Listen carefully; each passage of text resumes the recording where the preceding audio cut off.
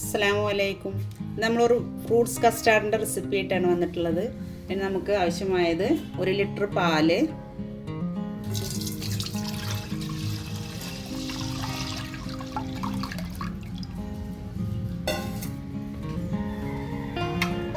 അഞ്ച് table spoon custard നമ്മൾ പാലിൽ കലക്കി വെച്ചിട്ടുള്ളതാണ്.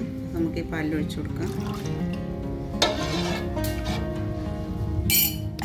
സ്റ്റൗ ഓൺ ചെയ്തിട്ട് മീഡിയം ഫ്ലെയിമിൽ നമുക്ക് നന്നായി കൈ എടുക്കാതെ ഇളക്കിയിട്ട് നമുക്കിതൊന്ന് കുറുക്കിയെടുക്കാം.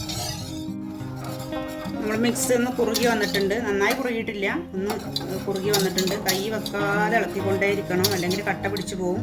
ഇതിലേക്ക് നമുക്ക് 1 കപ്പ് പഞ്ചസാര ചേർത്ത് കൊടുക്കാം.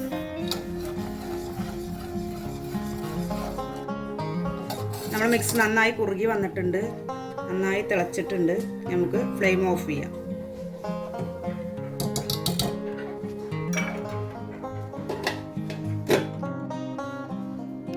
നമ്മൾ ഈ മിക്സ് വേറൊരു പാത്രത്തിലേക്ക് മാറ്റിയിട്ടൊന്ന് തണുക്കാൻ വേണ്ടി വെക്കാം. ഈ മിക്സ് നമുക്ക് 1 മണിക്കൂർ റൂം ടെമ്പറേച്ചറിലും ബാക്കി സമയം ഫ്രിഡ്ജിലും വെച്ചിട്ട് നമുക്കൊന്ന് തണുപ്പിച്ചെടുക്കാം. അതിനുശേഷമാണ് നമ്മൾ ഫ്രൂട്ട്സൊക്കെ ചേർക്കാൻ പോണത്. അപ്പോൾ ഒന്ന് തണുത്തതിന് ശേഷം നമുക്ക് ഫ്രൂട്ട്സുകൾ ചേർക്കാം.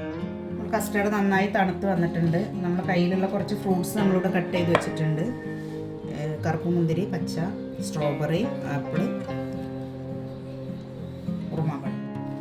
നമ്മുടെ കയ്യിൽ എന്ത് ഫ്രൂട്ട്സാണ്, ഏതായാലും കുഴപ്പമില്ല, ഏത് തരം ഫ്രൂട്ട്സ് വേണമെങ്കിലും നമുക്കത് രണ്ടെടുക്കാം.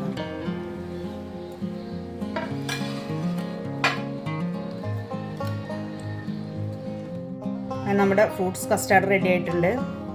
നമുക്ക് ഫ്രണ്ട്സും റിലേറ്റീവ്സൊക്കെ വരുമ്പോൾ പെട്ടെന്ന് തയ്യാറാക്കി കൊടുക്കാൻ പറ്റും. തണുത്തെടുക്കുന്ന സമയം മാത്രമാണ് നമുക്ക് വരുള്ളൂ. അവരുടെ മനസ്സും നിറയും, വയറും നിറയും. വീഡിയോ ഇഷ്ടമായ എല്ലാവരും ലൈക്ക് ചെയ്യുക, ഷെയർ ചെയ്യുക, കമൻറ്റ് ചെയ്യുക. അടുത്തൊരു വീഡിയോയുമായി നമുക്ക് വീണ്ടും കാണാം.